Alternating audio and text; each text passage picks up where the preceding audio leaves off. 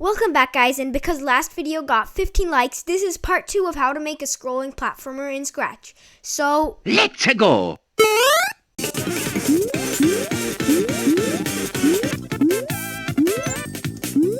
So we're back in our scrolling platformer. The first thing we want to do is create a coin.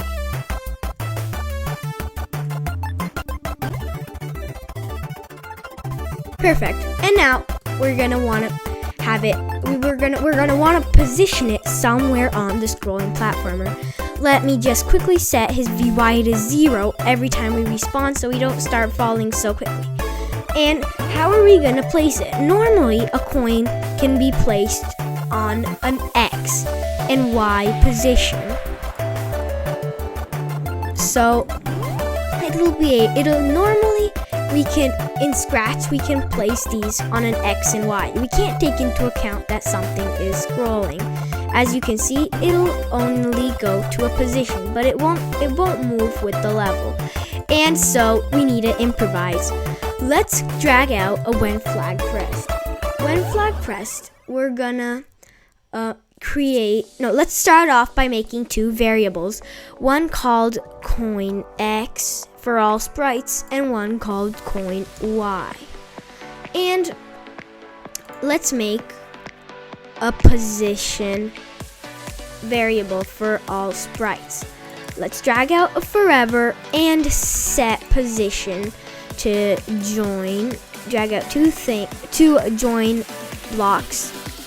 And we're gonna set it for the second value, put a space, and for the last value, put mouse Y, and for the first one, we're gonna do mouse X plus scroll X times -1, and this will give us a value that will move with the scrolling platformer. We have the mouse X, but we're also gonna add where we are on the scrolling platformer. So let's just say this spike is at -75. If I move here, as you can still see, it is still at something like -75, which is perfect.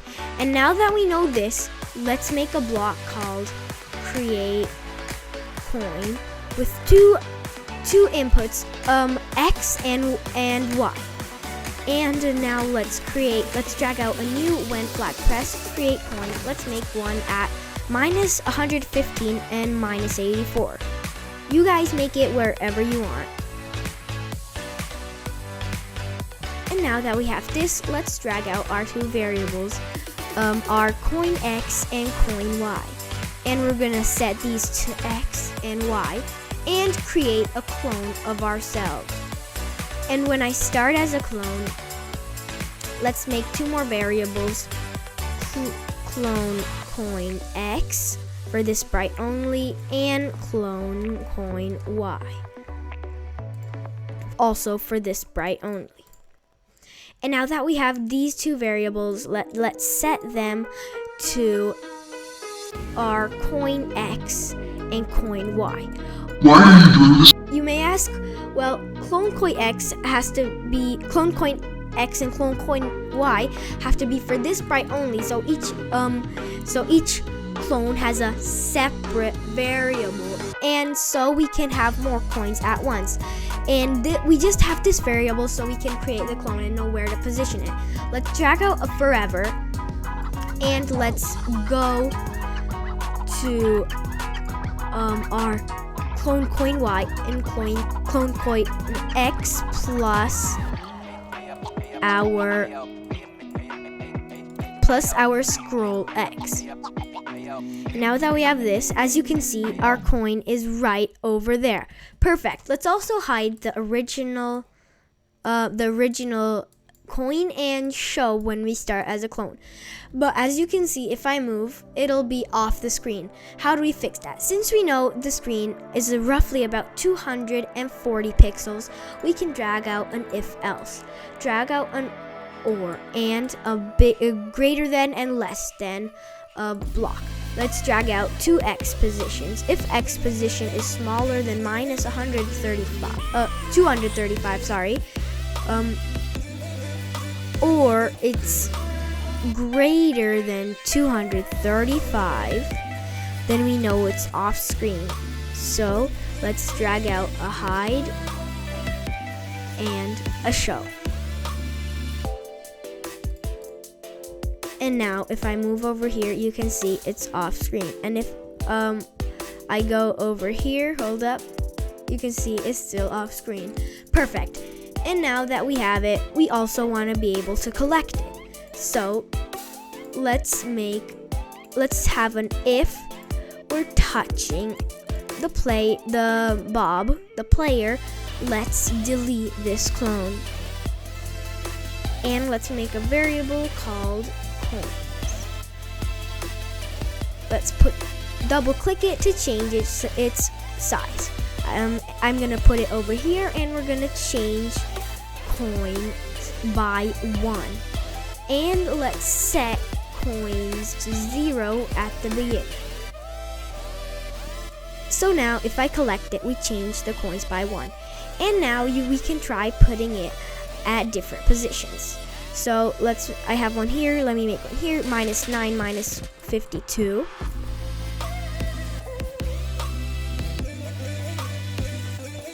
And let me make one more over here, 114 and 6. And now that I have these, you can see something doesn't work. It only puts the last one. That's because all this happens so fast, and these variables get mixed up. So what we can do is add a very small wait 0.01 seconds. This is very small, it won't be noticeable, but it'll still help it. And now if I press start, the coins generate instantly, and we can even collect them. Perfect. Now what about an enemy? Let's make an enemy quickly too. Let's start off with the basics. Let's make it be able to position anywhere on the map, just like a coin. And instead of the coin X and coin Y, let's make a variable called enemy X for all sprites and enemy Y for all sprites. Now that we have these, let's swap coin X with enemy X and swap coin Y with enemy Y. And now with the clone coin X, as you can see, we don't have to delete these because these are separate. We have the enemy clone coin Y and the coin clone coin Y. All we have to do now is just rename them. So let's rename this variable to clone enemy Y and rename this variable to clone enemy X.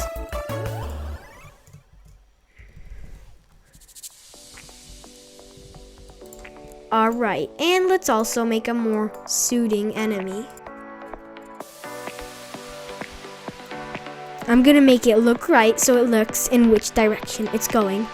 And now that we have this, let's also make it a hitbox because it's going to be moving. Let's quickly make a hitbox over here, put it on the right side for this to work properly. In case you forgot, a hitbox is what collides with the map. We use this in our player sprite too. If you want to, you can check the other tutorial for more details on this hitbox. We don't need to make one because the enemy will just be changing directions. You also don't need 2 of these. Don't forget to delete the enemy when you're done. Now that we have this, let's make sure our enemy can be positioned. Oh, and let's just change this to make sure it works to create enemy. Alright, and as you can see, our enemy is there, but we don't want it to get destroyed. Instead, I'm gonna position my enemy over here. 238 minus 123. 238 minus 123.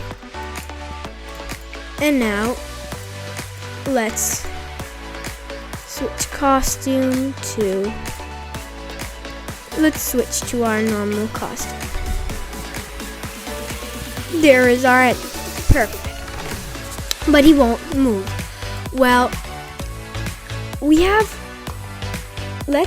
to make him move, we're just gonna change his clone enemy X. Let's first set his rotation style to left right, so we can just simply change his direction. Now that we have that, let's drag out an if else. If his direction is 90, that means he's going right. Otherwise, he'll be going left. Let's switch his costume to hitbox and see if we're touching level. We're going to change.